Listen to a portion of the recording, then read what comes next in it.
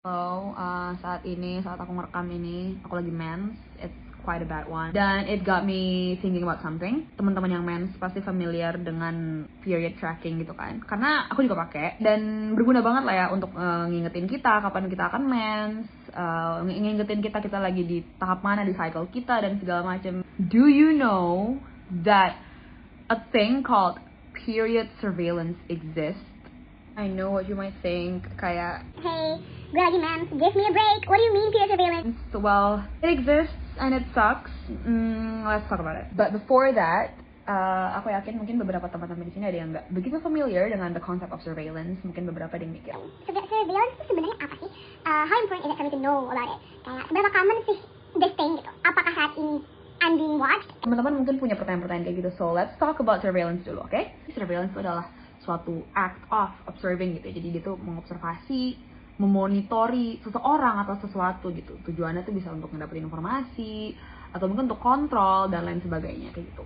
Buku The Culture of Surveillance, Watching as a Way of Life yang ditulis oleh David Lyon itu tuh menjelaskan budaya dari surveillance itu di masyarakat modern saat ini. Gue ini tuh mengkaji kalau misalnya surveillance itu tuh udah tertanam banget dalam kehidupan sehari-hari dan rutinitas kita. Jadi si David Lyon ini tuh juga ngejelasin tentang yang namanya everyday surveillance, bagaimana us as humans kita pun willingly submit, willingly engage gitu dengan si praktik-praktik yang mendukung si budaya surveillance ini gitu, karena kita ngeliat ini sebagai sesuatu yang ordinary. Kita masuk ke contoh kali ya. Alasanku membuat video ini in the first place yaitu period tracking. Aku again nggak perlu ngejelasin terlalu banyak tentang period tracking atau period tracker app. Ya kita Tinggal log kapan kita mens, terus nanti aplikasi itu akan ngasih tahu kita kapan kita akan ovulasi, kapan kita akan PMS, kapan kita akan mens berikutnya. Jadi intinya ya itu app nolong lah ya. I'm also guilty for using. Sejujurnya aku sendiri nggak pernah ketemu temenku yang mens dan nggak pakai period tracking apps gitu, karena rasanya kalau kita mens dan kita nggak nge-track period kita tuh agak reckless gitu ya. karena kita nggak selalu bisa nebak nih kapan waktunya kita mens itu tiba. Bisa aja ketika it arrives kita lagi di posisi yang nggak siap gitu, karena kita nggak ada yang menyiapkan kita. Dan kita lagi di luar lah, lagi nggak bawa pembalut, lagi nggak pakai menstrual cup misalnya, lagi nggak pakai tampon, nggak boleh celana ganti.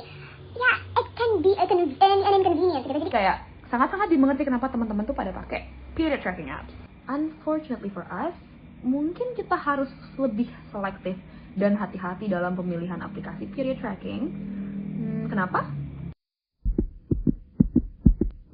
So belum lama ini media sosial tuh cukup dibuat geger karena kita dihadapkan dengan fakta kalau salah satu aplikasi period tracking yang sangat populer di kalangan teman-teman yang mens gitu ya, ternyata dia tuh melakukan period atau menstrual surveillance, di mana data-data yang kita input di situ, data-data mens kita, data ovulasi kita dan segala macam, bahkan kita juga bisa input pregnancy kita ke situ dan segala macam. Pokoknya hal-hal yang intimate banget itu bisa dijual sama mereka ke advertisers gitu, atau bahkan dikasih juga ke the government di tempat-tempat di mana aborsi itu ilegal. Before I continue, I would like to say that abortion is healthcare. Okay? Banyak banget alasan seseorang yang mengandung tuh kemudian memutuskan untuk melakukan aborsi, dan itu bukan urusan kita, itu urusan mereka. Banyak juga alasan-alasan medis di mana aborsi itu dibutuhkan untuk menyelamatkan nyawa si orang yang mengandung gitu. Di tempat-tempat di mana aborsi itu dikriminalisasi, orang-orang yang melakukan aborsi ini bisa ditangkap dan dihukum tentunya. Dan aplikasi period tracker yang tadi yang aku refer tadi itu bisa menjadi penyebab di mana seseorang yang melakukan aborsi itu tuh ditangkap gitu ya, karena data-data yang orang itu masukkan bisa diserahkan ke the government gitu, sehingga pada akhirnya orang itu dicurigai melakukan aborsi kemudian ditangkap. That is really scary and depressing. So now what? Sekarang kita bisa apa? Karena aku sendiri orang yang cukup tergantung dengan keberadaan si aplikasi period tracking ini. Aku nggak bisa nyatet ini semua secara manual gitu, and I need reminders. Dan aku juga percaya orang-orang luar sana juga banyak yang kayak gitu. Masih ada banyak aplikasi period tracking yang lain gitu ya, yang aman untuk kita pakai, dimana data-data kita aman dan privasi kita terjaga. Gampang kok untuk nyarinya, bisa nyari di media sosial. Still, it sucks. Give us a break, okay? Mens itself is already hard. Like, anyways, it sucks. Aku harap video tadi bisa mengedukasi kalian juga untuk kenyamanan dan keamanan kalian tentunya. Setelah ini aku akan rebahan karena perutku sakit banget. Dan wish me luck and thank you for watching.